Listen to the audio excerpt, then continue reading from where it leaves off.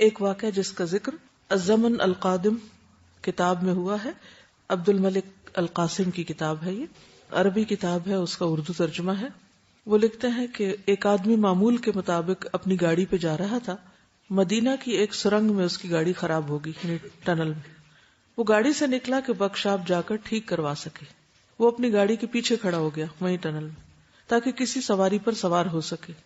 ایک تیز رفتار گاڑی آئی، اس نے پیچھے سے اس کو ٹکر ماری، کیونکہ عام طور پر ٹنل جو ہے وہ اس میں ایک تو سپیڈ بہت ہوتی ہے، دوسرے یہ کہ بعض اوقات اندھیرا ہو سکتا ہے یا دور سے نظر نہیں آتا کہ صرف گاڑی ہے یا گاڑی کے ساتھ کوئی اور بھی، اور سب سے بڑی بات یہ کہ تقدیر۔ تو پیچھے سے کسی نے آ کر اس کو مارا، اس کو سخت گہرے زخم آئے، وہ زخموں کی تاب نہ لا کر گر پڑا۔ سڑکوں پر نگران پولیس میں سے ایک کا کہنا ہے، میں اور میرا ساتھی آئے، یعنی جو پولیس پیٹرولنگ پولیس ہوتی ہے، اور ہم نے اسے اپنی سواری پہ سوار کیا۔ ہم اس کو اسپتال لے جانے لگے۔ یہ ایک نوعمر جوان تھا، ظاہری حلیے سے دیندار لگتا تھا۔ جب ہم نے اسے گاڑی میں ڈالا، ہم نے سنا وہ کچھ گنگنا رہا تھا۔ ہم جلدی میں تھے، اس کی بات نہ سمجھ سکے، مگر جب ہم گاڑی لے کر چل پڑے تو ہم نے واضح آواز سنی کہ وہ قرآن کی تلاوت کر رہا ہے، اور اس کی آواز بہت خوبصورت اور تر و تازہ تھی کہ ہم حیران رہ گئے۔ حالانکہ صورتحال یہ تھی کہ خون سے اس کے کپڑے رنگین ہو چکے تھے، ہڈیاں ٹوٹ چکی تھی، لگتا تھا کہ جان کنی کی حالت میں ہے۔ وہ ترتیل کے ساتھ قرآن پڑھتا رہا۔ میں نے اپنی زندگی میں ایسی آواز نہ سنی تھی۔ یوں لگا کہ میرے جسم اور پسلیوں میں لرزہ طاری ہو گیا ہے، یعنی اس کی وہ تلاوت سن کے۔ اچانک اس کی آواز رک گئی۔ میں نے مڑ کر دیکھا تو کیا دیکھتا ہوں کہ اس نے شہادت کی انگلی اٹھائی ہوئی ہے اور کلمہ شہادت پڑھ رہا ہے۔ پھر اس کا سر جھک گیا۔ میں پیچھے کی طرف اچھلا، میں نے اس کا ہاتھ ٹٹولا، اس کے دل کی حرکت اور سانس کو چیک کیا، کچھ بھی باقی نہ تھا۔ وہ زندگی کی قید سے آزاد ہو چکا تھا۔ میں اس کو دیر تک دیکھتا رہا، میری آنکھوں سے آنسو بہہ نکلے جو میں نے اپنے ساتھی سے چھپا لیے۔ میں نے اسے بتایا کہ یہ فوت ہو چکا ہے۔ میرا ساتھی زار و قطار رونے لگا۔ میں نے ایک لمبی ہچکی لی اور آنسو تھمنے کا نام نہیں لے رہے تھے۔ ہم اسپتال پہنچے، جو بھی ہمیں ملا ہم نے اسے اس نوجوان کا قصہ سنایا۔ اکثر لوگ اس حادثے سے متاثر ہوئے۔ ایک آدمی نے یہ قصہ سنا تو آگے بڑھ کر اس نوجوان کی پیشانی کا بوسہ لیا۔ سب اس پر مصر تھے کہ ہم تب تک نہیں جائیں گے جب تک اس کے جنازے کا پتہ نہ چلے کہ اس کا جنازہ کب ہوگا، تاکہ ہم اس کی نماز جنازہ پڑھ کر ہی جائیں، حالانکہ وہ سب کے لیے ان نون تھا۔ ہسپتال کے ملازمین میں سے ایک نے اس کے گھر رابطہ کیا، آگے اس کا بھائی تھا۔ اس نے اپنے بھائی کے متعلق بتایا، یعنی جو بھائی زندہ تھا اس نے اس فوت شدہ بھائی کے بارے میں بتایا کہ ہر سوموار کو وہ گاؤں میں دادی کے پاس ملاقات کے لیے جاتا تھا، بیواؤں اور یتیموں کی دیکھ بھال کرتا تھا۔ پورا گاؤں اس کو جانتا تھا۔ وہ ان کو دینی کتابیں اور دینی کیسٹس دیتا تھا۔ وہ جب جاتا تو اس کی گاڑی چاولوں اور چینی سے بھری ہوئی ہوتی، وہ جا کر تقسیم کرتا، حتیٰ کہ وہ بچوں کی مٹھائی بھی نہیں بھولتا تھا کہ ان کو خوش کر سکے۔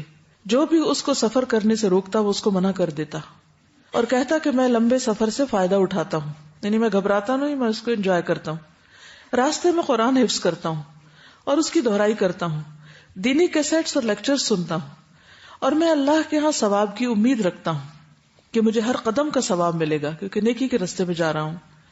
اگلے دن مسجد نمازیوں سے بڑھ گئی۔ میں نے مسلمانوں کے بھاری مجمع کے ساتھ اس کا جنازہ پڑھا۔ نماز سے فارغ ہو کر اس کو قبرستان لے گئے۔ بالآخر ہم نے اس کو تنگ و تاریک قبر میں دفنا دیا۔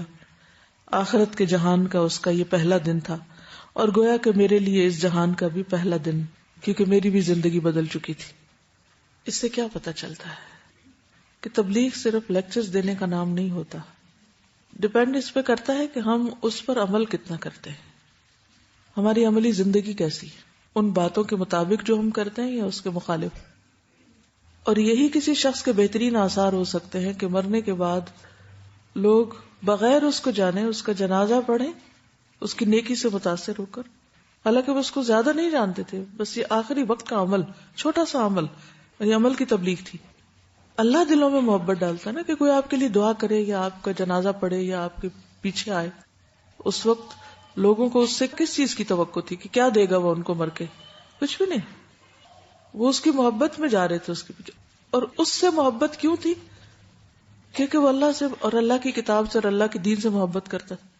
اب جتنے بھی لوگ اس کی وفات کے اس واقعے سے متاثر ہو کر بدل گئے، اس کا اجر کس کو ملے گا؟ اسی کو ملے گا۔ تو حقیقت یہ ہے کہ جو اچھا خاتمہ ہے وہ انسان کی سب سے بڑی خوش قسمتی ہے. کوئی بات آپ کہیں گے اس واقعے سے؟ جی، زندگی میں اس کا جو عمل تھا اور جس پر اس کی استقامت تھی اور لوگوں کے روکنے کے باوجود وہ اپنی نیکی پہ ڈٹا رہا، وہی عمل اس کا آخری عمل بن گیا. اسی راستے میں اس کی موت آ گئی. ان الذین آمنوا وعملوا الصالحات سیجعل لهم الرحمن ودا. جو لوگ ایمان لائیں گے اور نیک عمل کریں گے، عنقریب اللہ تعالیٰ ان کے لیے دلوں میں محبت پیدا کر دے گا. تو ہمیں لوگوں کے پیچھے بھاگنے کی ضرورت نہیں کہ وہ ہمیں چاہیں یا وہ ہمیں محبت دیں. ہمیں اپنے آپ کو اللہ کے ساتھ خالص کرنے کی ضرورت ہے، اور باقی سب کچھ تو اللہ کے ہاتھ میں. وہ جس کے ذریعے چاہے گا دلوائے گا. حضرت ابراہیم علیہ السلام جب ان کو آگ میں پھینکا جا رہا تھا تو اس دوران کہ انہیں اٹھا کے آگ کی طرف لے جایا جا رہا تھا، جبریل علیہ السلام حاضر ہو گئے کہ بتائیے میں آپ کی کیا مدد کر سکتا ہوں. انہوں نے کیا کہا تھا اس وقت؟ حسبی اللہ و نعم الوکیل. آپ کی مدد نہیں، اللہ کی مدد چاہیے، اور اللہ ان کو کافی ہو گیا. بندے تو خود محتاج ہیں، مخلوق تو خود محتاج ہے، لیکن اتنا توکل ہو اللہ پہ تو پھر ہم کہتے ہیں نا. ورنہ تو ہر وقت ہماری نظر اس پہ ہوتی ہے جو لوگوں کے ہاتھ میں ہوتا ہے کہ کسی طرح یہ ہمیں کچھ دے دیں، ان سے ہمیں کچھ مل جائے. جبکہ سارے خزانوں کا مالک کون ہے؟ اللہ.